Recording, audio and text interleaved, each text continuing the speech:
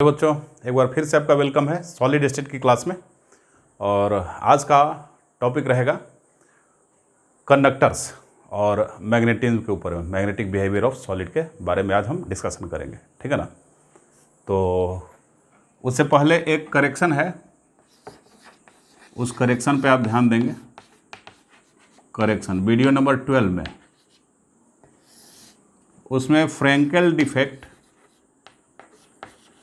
जहाँ मैं बताया हूँ,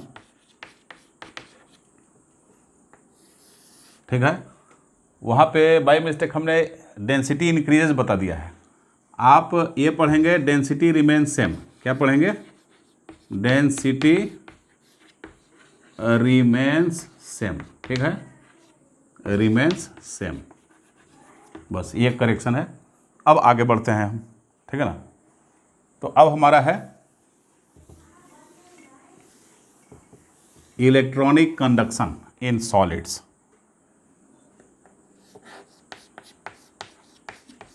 electronic conduction in solids. Solids में इलेक्ट्रॉनिक कंडक्शन कैसे होगा भाई? सॉलिड्स में इलेक्ट्रॉनिक कंडक्शन, तो सॉलिड देखेंगे कि सॉलिड को इलेक्ट्रिसिटी कंडक्ट करने के लिए दो चीज़ों की ज़रूरत है। एक या तो इलेक्ट्रॉन और नहीं तो दूसरा मोबाइल आयंस। मतलब उसमें यदि आयन है सॉलिड में प्रेजेंट तो उस आयन को मूव करते रहना चाहिए, मूव होने के लायक बनना चाहिए। मतलब कि प्योर सॉलिड जो हुआ, यदि वो आयनिक कंपाउंड है, उसके आयन मूव नहीं कर रहे हैं तो उस कंडक्शन इलेक्ट्रिसिटी का नहीं करेगा। तब फिर चाहिए उसके इलेक्ट्रॉन्स, उसमें इलेक्ट्रॉन्स फ्री होने चाहिए। इलेक्ट्रॉन्स यदि फ्री होंगे, लूजली बॉन्डेड इलेक्ट्रॉन्स होंगे, तब वो कंडक्शन करेगा, जैसे कि मेटल्स। समझ रहे हो? तो हम देखते हैं कि कंडक्टर्स क्या होता है। पहले हम कंडक्टर के बारे में पढ़ लेंगे, कंडक्टर क्या होता है, ठीक है। कंडक्टर्स तो जो इलेक्ट्रिसिटी का कंडक्शन कर सकता है, तो the solid which can conduct electricity. मतलब सॉलिड की बात चले तो यहाँ सॉलिड की बात करेंगे। कंडक्ट इलेक्ट्रिसिटी, इलेक्ट्रिसिटी जो कंडक्ट कर सकता है, ठीक है। अब सॉलिड के पास क्या होगा? Solid conducts electricity by means of a electrons, b और ions. Second mobile ions, mobile ions. अब हमारा नॉलेज यहीं तक लिमिटेड रहे, क्योंकि इसके बारे में मैं पहले बता चुका हूँ कि जब उस आयनिक सॉलिड को वाटर में डाल देंगे तो डालने के बाद उसके आयन फ्री हो जाएंगे। फ्री होने के बाद में आप पोटेंशियल डिफरेंस अप्लाई करेंगे तो फिर से वो मूव करना शुरू करेगा। तो इसी को हम बोलते हैं इलेक्ट्रॉनिक कंडक्शन बाय आयंस, ठीक है, इसके बारे में। लेकिन चूँकि अब इसको ऐसा मोबाइल आयन को ऑब्टेन करने के लिए हमें सॉलिड स्टेट को ख़त्म करना पड़ेगा, उसको लिक्विड में कन्वर्ट करना पड़ेगा, मोल्टेन स्टेट में कन्वर्ट करना पड़ेगा। तो हमारा तो सॉलिड स्टेट चल रहा है, इसलिए सॉलिड तक ही अपने आप को लिमिटेड रखेंगे, ठीक है। तो ऑन द बेसिस ऑफ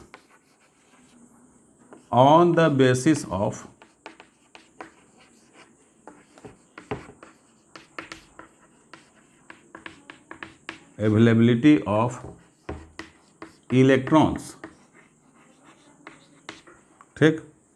तो सॉलिड कंडक्टर्स आर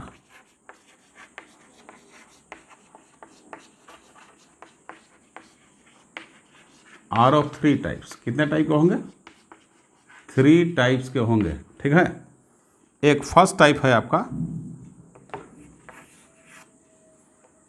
फर्स्ट है कंडक्टर्स, सेकंड है सेमी कंडक्टर्स, सेमी कंडक्टर्स और एक होता है नॉन कंडक्टर्स। क्या होता है? Non conductors. ठीक है, तो पहले हम कंडक्टर की बात करते हैं।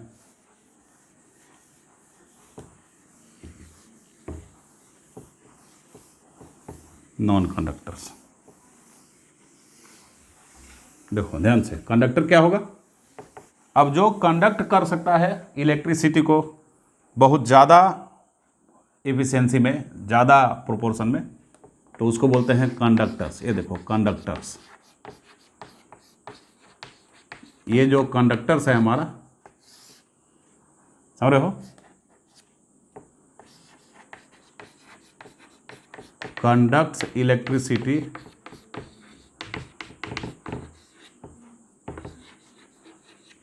Due to availability of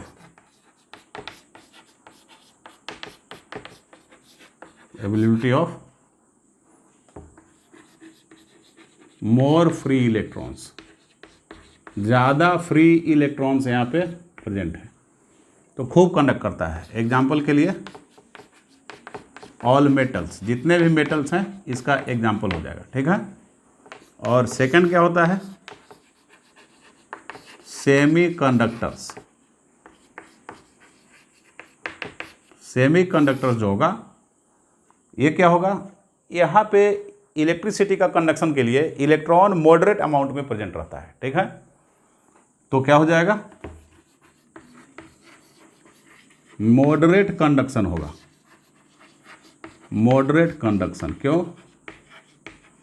due two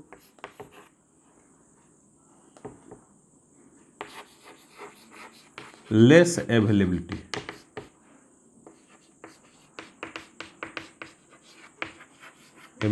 of electrons.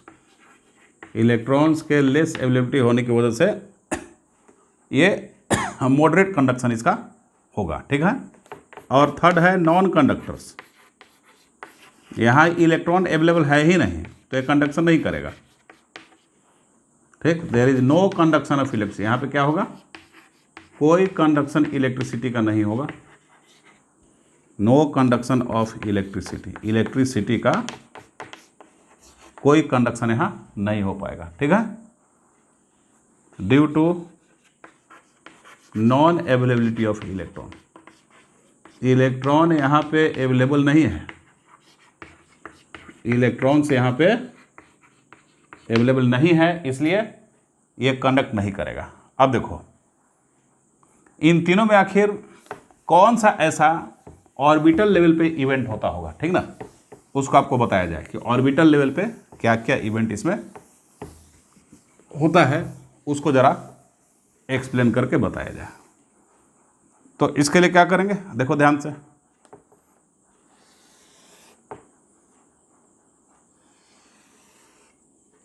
ये है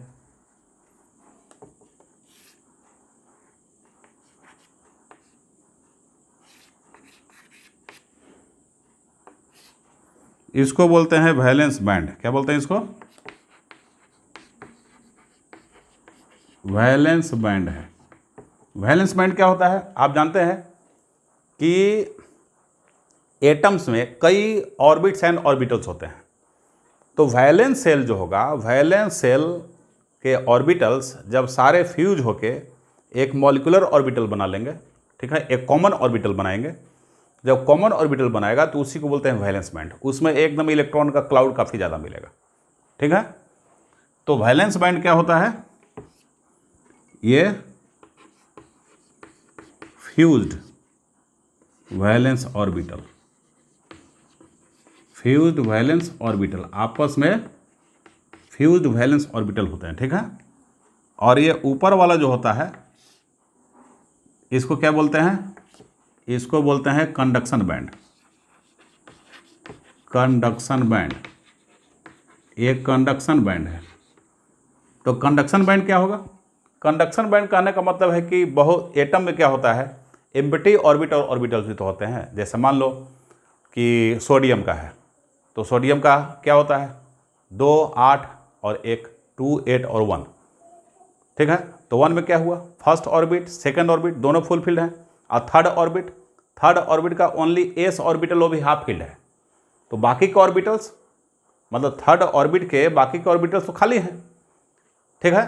तो बाकी का जो खाली ऑर्बिटल्स है ये वैकेंट ऑर्बिटल्स, ये क्या है, ये फ्यूज्ड वैकेंट ऑर्बिटल्स है, आपस में एक हो गए हैं, फ्यूज्ड वैकेंट ऑर्बिटल्स, ये मिलके कंडक्शन बैंड बनाया, ठीक है, कंडक्शन बैंड।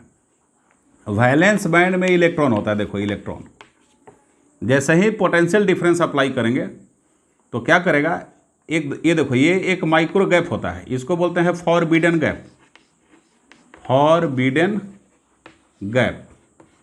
फॉरबिडन गैप जो होगा एकदम जीरो होगा, जीरो इन कंडक्टर में एकदम जीरो के बराबर, गैप है ही नहीं एक तरह से मान लो, ठीक है।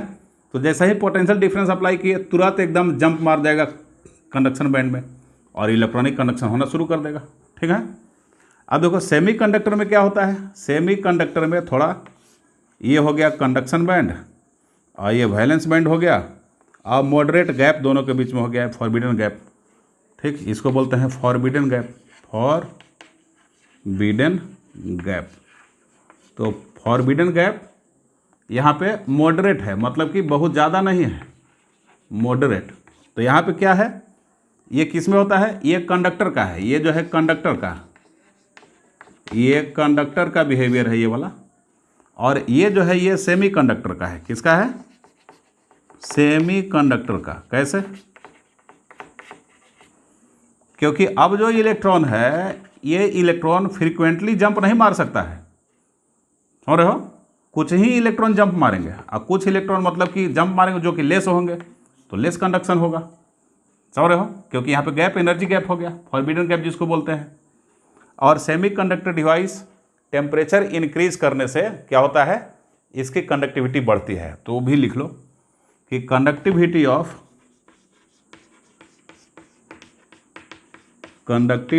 सेमीकंडक्टर्स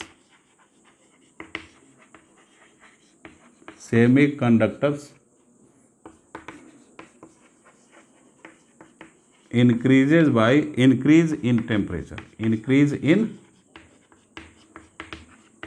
टेम्परेचर इंक्रीज करने से उसकी कंडक्टिविटी बढ़ती है। अब बताओ, अब हम सेमीकंडक्टर को क्या करेंगे, गर्म करेंगे, तो गर्म करना भी अपने आप में क्या है, और पूरे सिस्टम के इंट्रोपी को क्या कर देगा, इंक्रीज कर देगा और फिर लास्ट में कोलैप्स कर सकता है।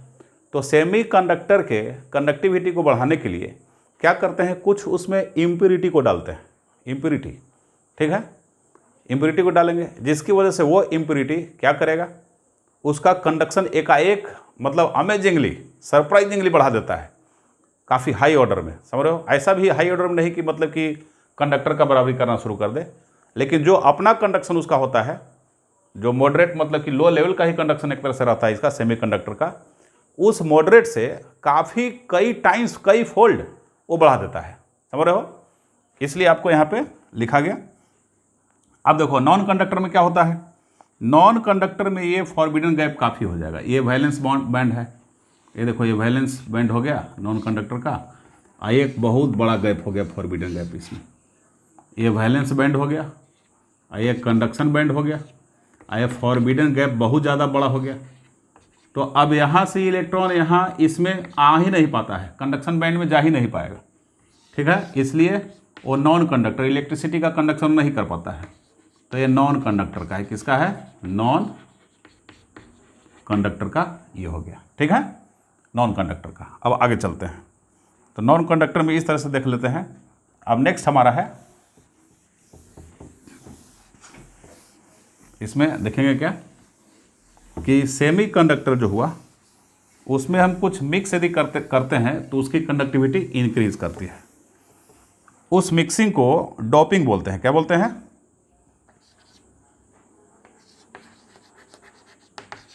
Semi conductors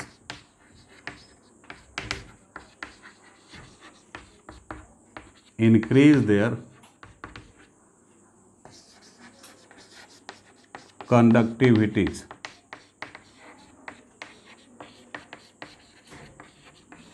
after adding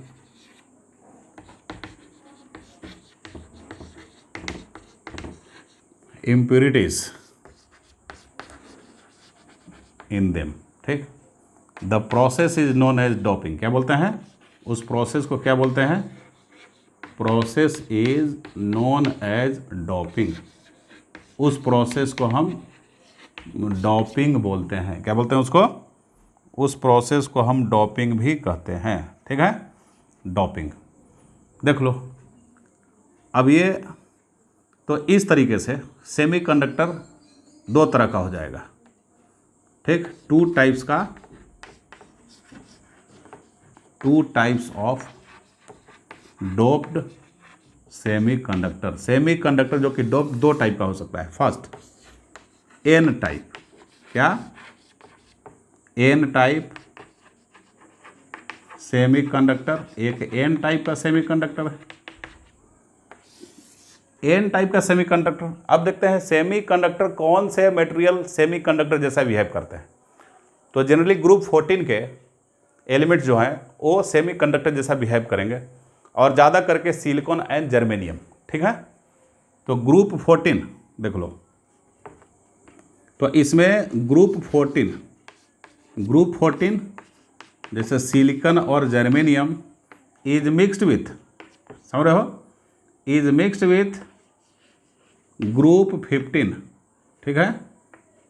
group 15 मतलब कि या तो फास्फोरस नहीं तो आर्सेनिक एलिमेंट से। ग्रुप 14 के एलिमेंट को ग्रुप 15 के एलिमेंट से क्या करेंगे, मिक्स करेंगे। ज़्यादा मात्रा में ग्रुप 14 का रहेगा, कम अमाउंट में ग्रुप 15 रहेगा, क्योंकि इम्प्योरिटी जो मिलाते हैं वो कम ही मिलता है, कम ही मिलाया जाता है, मेन बल्क में ये रहेंगे, ठीक। तो एन टाइप कहने का मतलब कि ग्रुप 15 के मटेरियल, ये जो एलिमेंट हैं ये इलेक्ट्रॉन रिच होते हैं। क्या होते हैं, इलेक्ट्रॉन रिच। अब देख लो, अब क्या है हमारे पास, सिलिकॉन है, सपोज करो सिलिकॉन, फिर सिलिकॉन दे दिया, सिलिकॉन और सिलिकॉन, यहाँ पे फास्फोरस, सिलिकॉन और फिर सिलिकॉन। देख लो अब क्या होगा, सिलिकॉन तो टेट्रावैलेंट होता है भाई, तो टेट्रावैलेंसी अपना ये 4 इलेक्ट्रॉन शेयर कर लेगा, ठीक है। देखो 4 इलेक्ट्रॉन अपना शेयरिंग करेगा, टेट्रावैलेंट होता है, कार्बन फैमिली का है ये देख लो 4 वैलेंसी अपना पूरा कर रहा है। अब देखो फास्फोरस तो पेंटावैलेंट होता है भाई, फास्फोरस तो 5 इलेक्ट्रॉन होता है ना, तो फास्फोरस का एक इलेक्ट्रॉन ये है, दूसरा इलेक्ट्रॉन ये फास्फोरस का है, और तीसरा इलेक्ट्रॉन ये है, और चौथा इलेक्ट्रॉन ये है, पांचवा इलेक्ट्रॉन क्या हो गया, यहाँ अनकम्बाइंड रह गया पांचवा इलेक्ट्रॉन। तो पांचवा इलेक्ट्रॉन, अब एक फास्फोरस दिखाया तो उस पर एक इलेक्ट्रॉन आपको फ्री इलेक्ट्रॉन बच रहा है, समझ रहे हो, तो बच रहा है, तो ऐसे तो बहुत सारे फास्फोरस मिलेंगे। तो इस तरह के फ्री इलेक्ट्रॉन का क्या हो जाएगा, एक बहुत अच्छा खासा ग्रुप इसमें मिल जाएगा, जो कि थोड़ा सा वोल्टेज अप्लाई करेंगे तो कंडक्टिविटी हाई लेवल का देना शुरू करेगा, ठीक है। तो इसको बोलते हैं N type. N for, N मतलब निगेटिव होता है, एन मतलब क्या, निगेटिव। चूंकि इलेक्ट्रॉन जो है यहाँ पे है तो इलेक्ट्रॉन पे निगेटिव चार्ज होता है, इसलिए एन टाइप का इलेक्ट्रॉन रिच ए मटेरियल बन गया, मतलब कि एन टाइप का सेमीकंडक्टर डिवाइस आपका यहाँ बन रहा है, ठीक है ना। चलो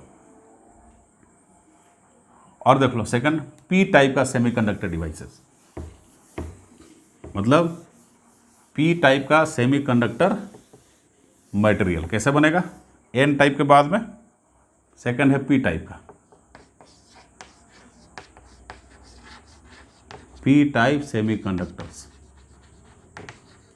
पी टाइप सेमीकंडक्टर्स, पी मतलब पॉजिटिव हुआ, तो ग्रुप 14 का एलिमेंट जो हुआ, जिसको मान लो सिलिकॉन जर्मेनियम है, मेनली यही होता है, और इसको अब ग्रुप 13 से करना है, डोप करना है। 13 मतलब क्या हो जाएगा, बोरॉन हो गया, एल्युमिनियम हो गया, गैलियम हो गया, ये 3 को ज़्यादा यूज करते हैं, ठीक।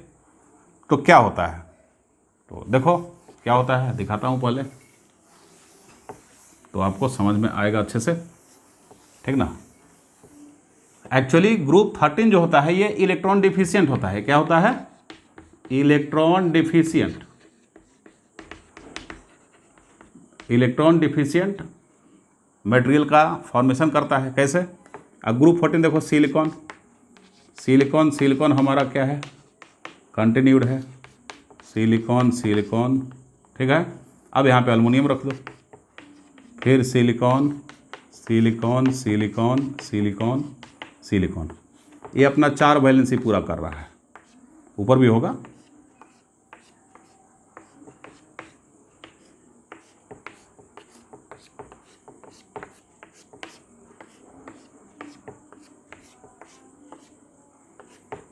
चार वैलेंसी पूरा कर रहा है।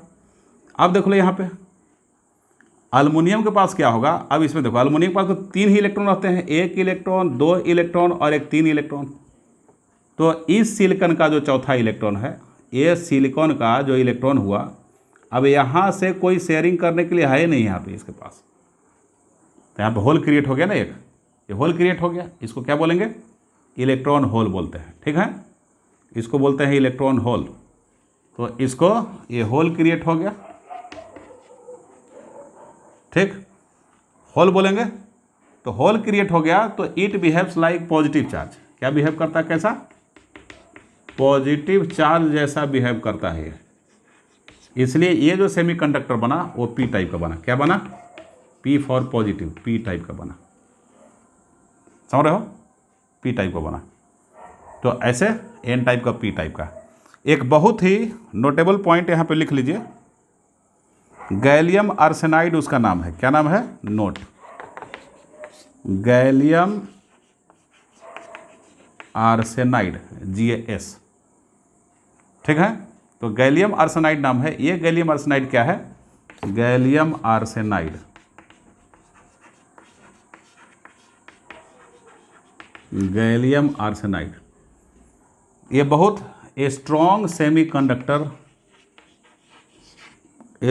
सेमीकंडक्टर का काम कर रहा है आजकल, और इसका खूब फ्रीक्वेंटली यूज हो रहा है। सेमीकंडक्टर मतलब एकदम सेमीकंडक्टर की दुनिया में रिवॉल्यूशन ला दिया है, रिवॉल्यूशन ला दिया है, समझ लो, इतना ज़्यादा इसका यूज बढ़ गया है, ठीक है। तो ये सेमीकंडक्टर डिवाइस आपका हो गया। चलिए अब थोड़ा सा मैग्नेटिक प्रॉपर्टी पे हम लोग डिस्कशन कर लेंगे कि मैग्नेटिक प्रॉपर्टी क्या होता है भाई। तो मैग्नेटिक प्रॉपर्टी को देख लें।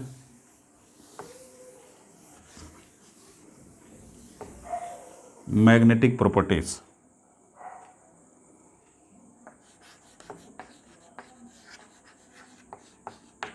मैग्नेटिक प्रॉपर्टीज, मैग्नेटिक प्रॉपर्टीज मतलब जो मैग्नेट से अट्रैक्ट हो, जो मैग्नेट से रिपेल करे, या जो मैग्नेट के नज़दीक में ले जाए तो कोई बिहेवियर शो न करे। तो मतलब मैग्नेटिज्म के रेफरेंस में जो बिहेवियर एक सॉलिड शो करता है उसी को हम बोलते हैं मैग्नेटिक प्रॉपर्टी, ठीक। तो मैग्नेटिक प्रॉपर्टी जो होता है शो कैसे किया जाता है? इलेक्ट्रॉन जो होता है एक टीनी मैग्नेट जैसा है, टीनी मैग्नेट, टीनी मैग्नेट। क्यों? क्योंकि इलेक्ट्रॉन में मैग्नेटिज्म डेवलप होता है, मैग्नेटिज्म डेवलप्स ड्यू टू, किसकी वजह से भाई? Due to rotation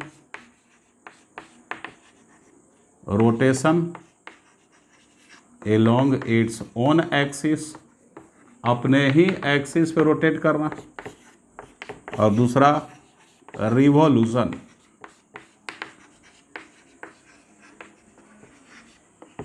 around nucleus, ठीक है।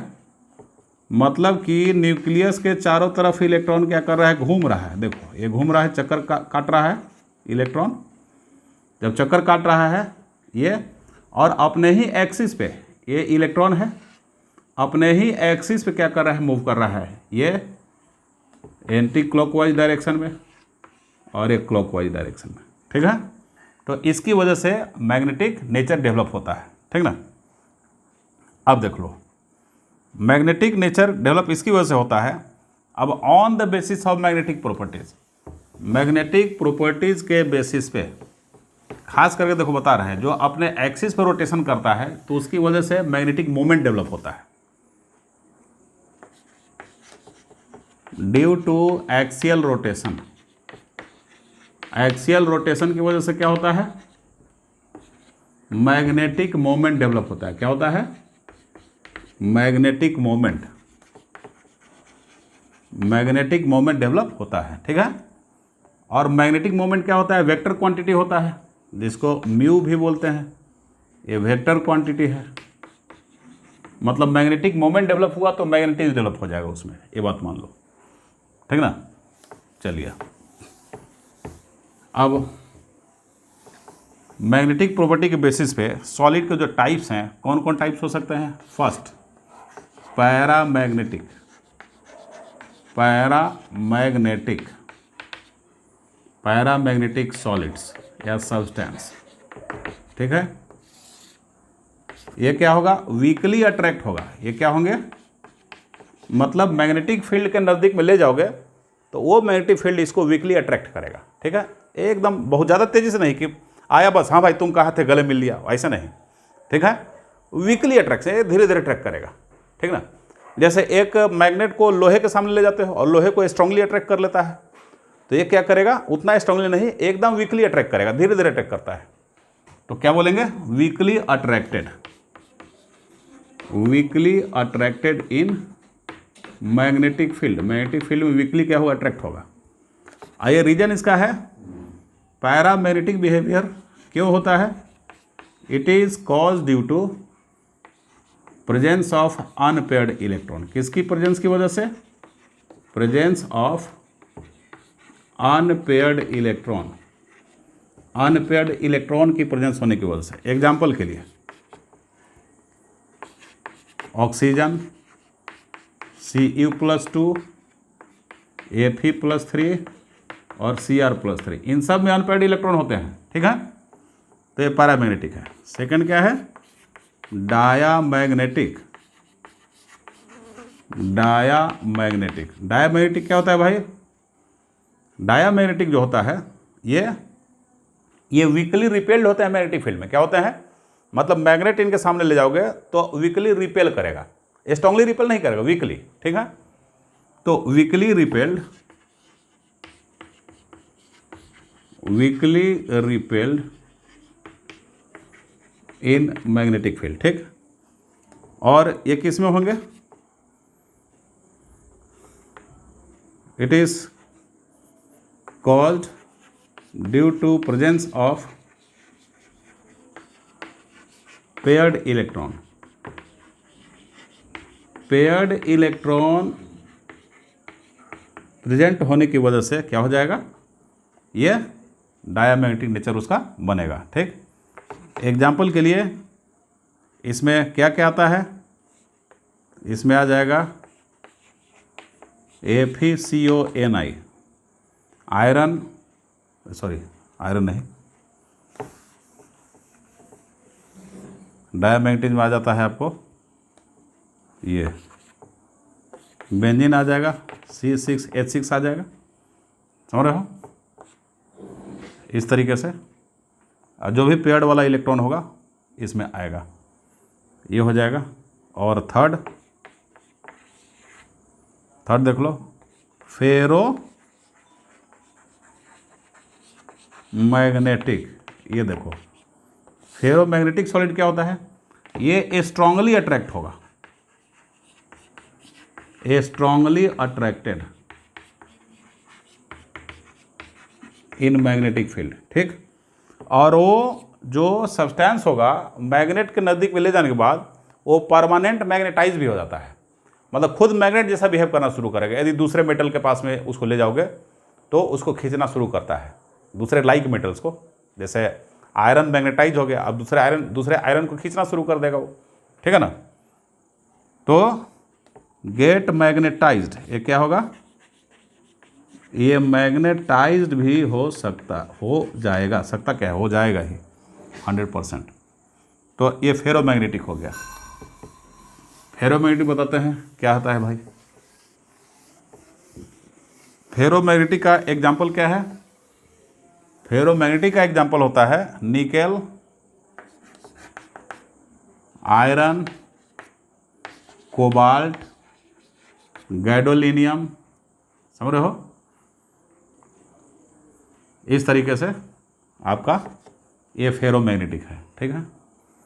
अब फोर्थ है एंटी। अब देखो ये कैसे होता है फेरोमैग्नेटिक।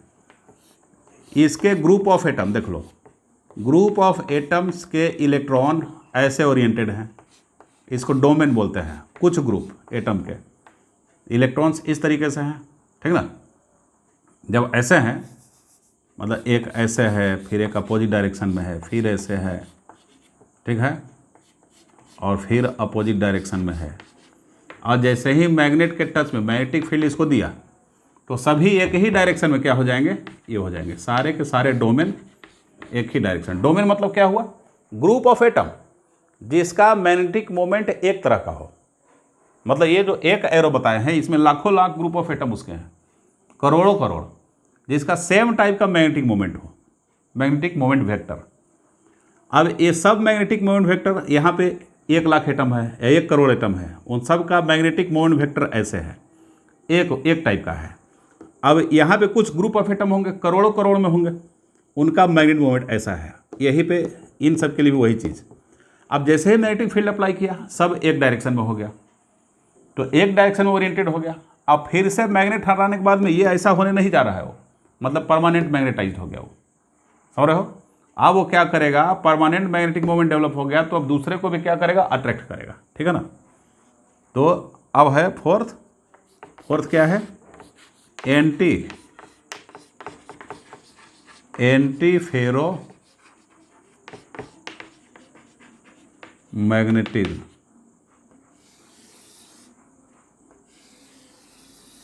एंटी फेरो मैग्नेटिज्म मतलब फेरोमैग्नेटिज्म का जो क्या हो, एंटी हो जाए। इसका डोमेन जो होता है,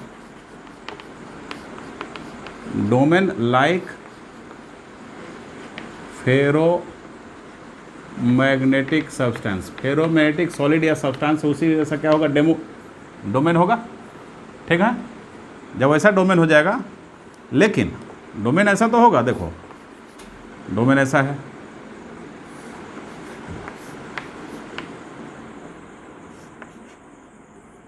ठीक है। यहाँ पे इस डोमेन में कुछ अनइक्वल ही बना लो,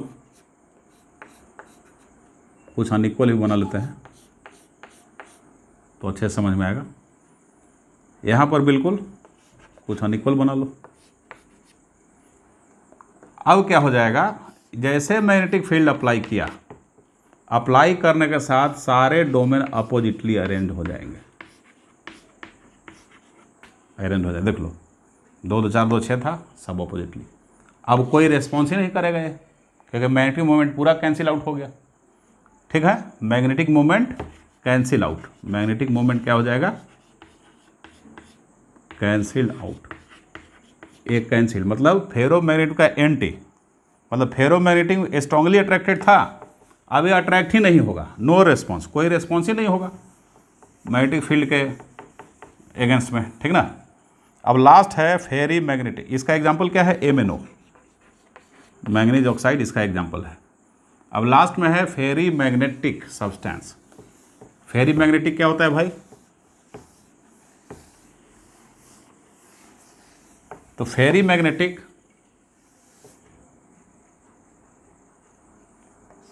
देखो, फेरी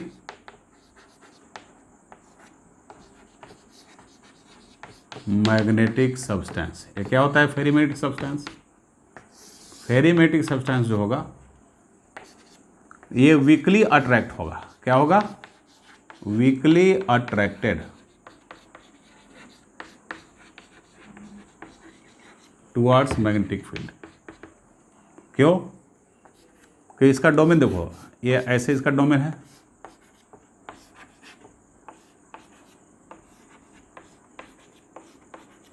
ऐसे होने के बाद जैसे मैग्नेटिक फील्ड अप्लाई किया, तो अप्लाई करने के बाद क्या हो जाएगा, 2 2 4 2 6 एक साथ रखे हैं, चलो 8 कर दो। अब क्या हो जाएगा, इसमें अधिकतर जो हो जाएंगे अपोजिटली अरेंज रहेंगे, और वेरी फ्यू जो होगा सेम टाइप का अरेंजमेंट शो करेगा। ये देख लो, ये अपोजिट 2 2 4 2 6 2 8 हम यहाँ बनाए, यहाँ भी 8 बनाए थे, तो ये क्या हुआ, एक बिल्कुल मिसमैच टाइप का अरेंजमेंट यहाँ पे है। बाकी देखो ये कैंसिल कर दिया मैग्नेटिक मोमेंट, ये दोनों डोमेन कैंसिल कर दिए, ये भी कैंसिल कर दिया। आइए रिजल्टेंट दिखा रहा है, तो रिजल्टेंट दिखा रहा है तो मैक्सिमम क्या है, कैंसिल आउट किए हुए हैं, और रिजल्टेंट वेरी फ्यू है। मतलब कि रिजल्टेंट मैग्नेटिक मोमेंट तो बनेगा, तो वीकली अट्रैक्ट होगा मैग्नेटिक फील्ड में वो, ठीक है। तो वीकली अट्रैक्टेड होगा। इसका एग्जाम्पल क्या है, Fe3O4, इसको मैग्नेटाइट भी बोलते हैं। क्या बोलते हैं, मैग्नेटाइट, ठीक। और फेराइट्स ऑफ मैग्नीशियम, मैग्नीशियम का फेराइट्स को क्या बोलते हैं, MgFe2O4, and ferrites of zinc, इसको क्या बोलते हैं, ZnFe2O4। इस तरीके से ये चैप्टर आपका ख़त्म हुआ, ठीक है। और बाकी की डिस्कशन आगे दूसरे चैप्टर की जाएगी। Thank you.